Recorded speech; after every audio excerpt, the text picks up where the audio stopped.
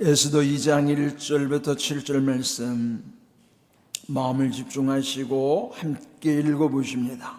그 후에 아하수에로 왕의 노가 그침에 와스디와 그가 행한 일과 그에 대하여 내린 조서를 생각하거늘 왕의 측근 신하들이 아뢰되 왕은 왕을 위하여 아리따운 처녀들을 구하게 하시되 전국 각 지방의 관리를 명령하여 아리따운 처녀를 다 도성수산으로 모아 후궁으로 들여 궁녀를 주관하는 넷이 해계의 손에 맡겨 그 몸을 정결하게 하는 물품을 주게 하시고 왕의 눈에 아름다운 처녀를 와스디 대신 왕으로 삼으소서 하니 왕이 그 말을 좋게 여겨 그대로 행하니라. 도성수산에 한 유다인이 있으니 이름은 모르드게라. 그는 베냐민 자손이니 기스의 증손이요 시므의 손자요 야일의 아들이라. 전에 바벨론 왕 느부갓네살이 예루살렘에서 유다 왕 여고냐와 백성을 사로잡아갈 때에 모르드게도 함께 사로잡혔더라. 그의 삼촌의 딸 하다사 곧 에스더는 부모가 없었으니 용모가 곱고 아리따운 처녀라. 그의 부모가 죽은 후에 모르드게가 자기 딸같이 양육하였더라. 아멘.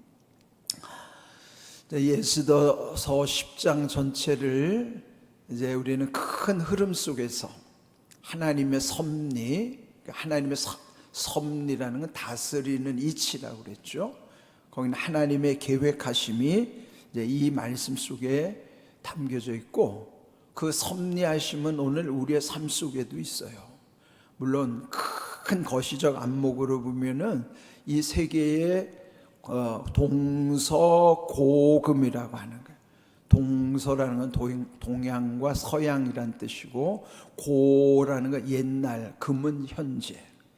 그러면 동서고금이라는 것은 동양이나 서양이든지 옛날이든지 지금이든지 이게 뭐예요? 세계 역사가 그렇다는 거예요. 그러니까 세계 역사의 흐름이라는 것을 동서고금이라고 말하는 거예요. 동양과 서양이 다르지 않고 예나 지금이나 다르지 않는 게 뭘까요? 인생의 삶의 모든 것이 그렇게 다르지 않아요. 그러면 이미 2500년 전에 이 에스더 사건이 2500년이 지난 이 시대와 구체적으로 각각 개인의 삶, 나에게도 그 하나님은 동일하신 하나님이에요.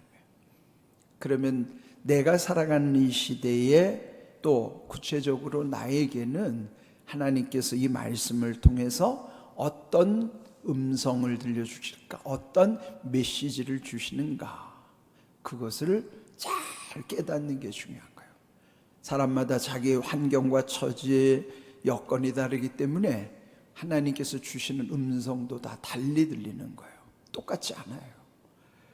오늘 여기 말씀에 보면은 여기 아하수에로 왕이라고 하면요, 원래 세계사에서 보면 크세르크세스라고 하는 페르시아의 3대 왕이에요. 이 크세르크세스라고 하는 이 여기 성경에서는 아하수에로 왕 때 여기 에스더라고 하는 이제 오늘 본문에 이제 마침내 등장하는 여인이죠. 자, 그러면은 1절 함께 보시겠습니다. 그 후에라는 거는 왕비 와스디가 왕명을 어겨서 결국은 그를 폐위시키는 거예요. 그러니까 그 폐위를 시킨 다음 왕의 노가 그침에 와스디와 그가 행한 일과 그에 대하여 내린 조서를 생각하거늘. 그러니까 이제 와스디 왕후를 폐위하는 조서를 내렸어요. 그리고 나서 왕의 진노가 그친 다음에 생각하게 되었더라.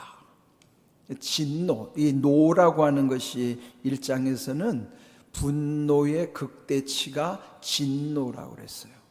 그래서 결국은 이런 엄청난 이제 일이 벌어졌던 것이죠. 그렇다면은 이 분노라고 하는 감정이 우리 어디에 있는 걸까요?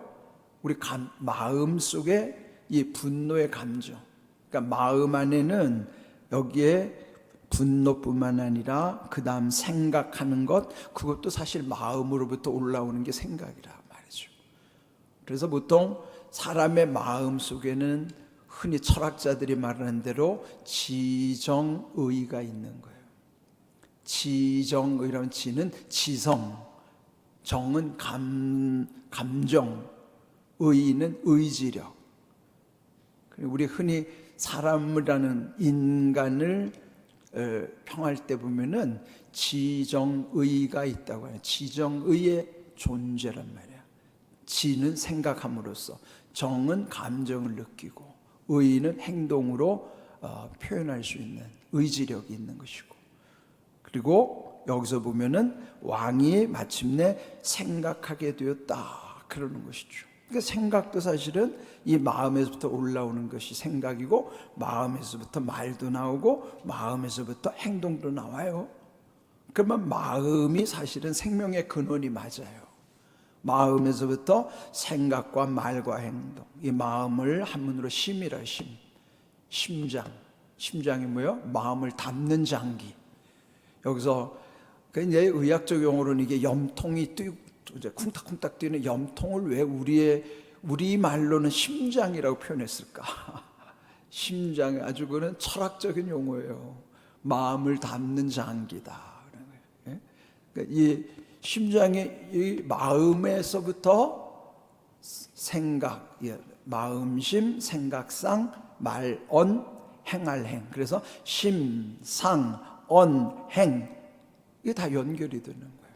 마음으로부터의 생각과 말과 행동이 다 연결이 되는, 심상, 언행은 다 연결이 돼 있다. 근데 하나로 집약하면 다 그게 마음에서부터 시작이 된다 하는 거예요. 그래서 여기 생각하게 됐다는 것은, 감정은 그렇게 오래 가지 않아요. 막 분노가 불 끄는 게 그게 얼마나 오래 가겠어요. 매일 분노만 하면 그 사람은 제대로 살 수 없어요. 미쳐 죽지. 감정, 분노의 감정 훅 올라왔다가 또 금방 푹 꺼집니다. 그러다 그 다음부터는 뭐가요? 생각이 오래 가는 거지. 생각이 많아지기도 하고 생각이 깊어지기도 하고. 근데 여러분, 생각이 많아지는 거는 복잡해지고요, 생각이 깊어져야 좋은 거예요. 그런데 이 생각에 대해서 흔히 사람을 왜 위대하다고 보는 거예요? 사람은 생각하는 갈대라. 이게 17세기 프랑스의 수학자, 과학자였던 블레즈 파스칼이 인간은 생각하는 갈대라 그러니, 파스칼은 믿음이 참 좋은 사람이었어요. 근데 그는 오래 못 살았어요. 39밖에 못 살았지만은, 파스칼이 말한 생각하는 갈대라는 거예요. 갈대는 흔들리는 연약한 존재, 불완전한 존재지만은 왜 위대한가? 생각하기 때문에 위대한 거예요. 그래서 인간은 위대하나 불완전하다는 말은 생각하는 갈대란 말이죠. 갈대처럼 불완전한 존재이나 생각하는기 때문에 위대한 존재란 말이에요. 그러나 인간은 위대한 존재이긴 맞지만 불완전한 존재이기 때문에 때로는 위험해요. 그 인간이 복잡하다 말이죠. 인간을 다 알 수가 없어요. 그래서 우리의 인간을 일컬어서 마치 우주를 다 알 수 없듯이 사람도 다 알 수 없다고 그래서 사람을 소우주라 그래요. 작은 우주. 예? 여러분, 사람 안다고 해도 얼마나 알겠어요? 다 몰라요. 자기가 자기도 모르는데 어떻게 남을 알아요? 인간은 스스로 다 아는 존재도 아니에요. 그래서 여기서 중요한 사실은, 아하수에로 왕이 진노했던 감정이 사그라든 다음에 생각하게 되었다. 생각하면서 이제 정리를 하는 거예요. 돌아보게 되는 것이죠. 그때 생각하면서 2절 왕의 측근 신하들이 말하기를 왕은 왕을 위하여 아리따운 처녀들을 구하게 하시되 전국 각 지방의 관리를 명령하여 아리따운 처녀를 다 도성수산으로 모아 후궁으로 들여 궁녀를 주관하는 내시 해계의 손에 맡겨 그 몸을 정결하게 하는 물품을 주게 하시고 왕의 눈에 아름다운 처녀를 와스디 대신 왕으로 삼으소서 하니 왕이 그 말을 좋게 여겨 그대로 행하니라. 이게 지금 아수에로 왕이 그 와스디 왕후를 폐위한 것이 즉위 3년 차에 그리했다 그랬어요. 즉위 3년 차. 자, 그런데 즉위 3년 차에 그 다음에 있었던 아수에로 시대에 큰 전쟁이 하나 있었어요. 그러면 그 당시 그리스라고 하는 나라와 살라미스라고 하는 곳에서 그 바닷가에서 해전이 벌어지는 거예요. 그 흔히 역사에서 보면 살라미스 해전이라고 하는 것이에요. 근데 이 페르시아가 해군력도 더 막강한데 그리스한테 참패를 합니다. 그러니까 자기들이 더 강함에도 불구하고 그리스와의 살라미스 해전에서 참패를 겪고 왔을 때에 왕의 마음이 어떻겠어요? 그러면 그 전에 그 왕후도 폐위되었어요. 전쟁에서도 졌어요. 그러니까 얼마나 공허하겠습니까? 이때에 그 밑에 신하들이 왕후를 다시 세웁시다.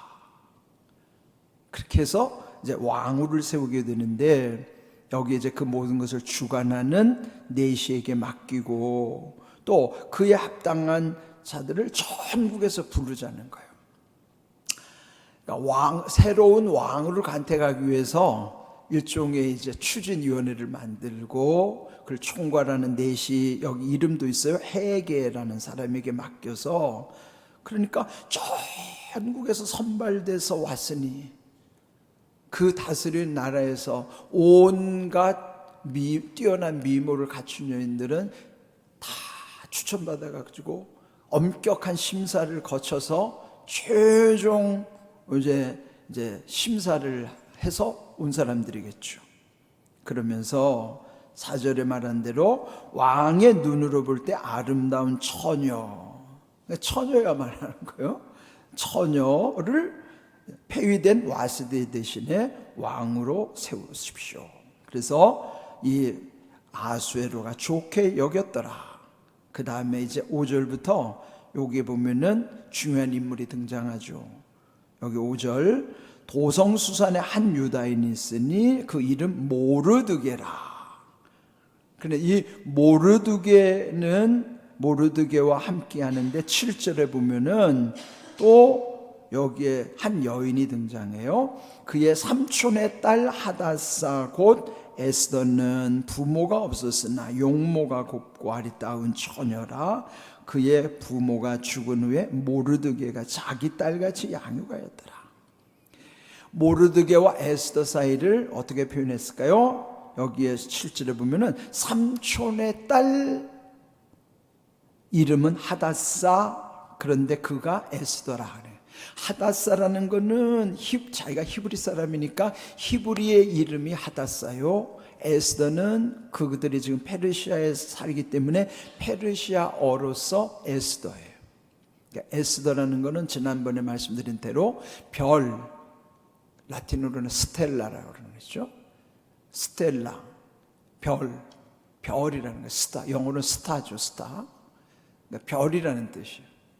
그게 이제 페르시아 말로서, 페르시아 이름으로는 에스더, 자기 나라 말로는 하다사.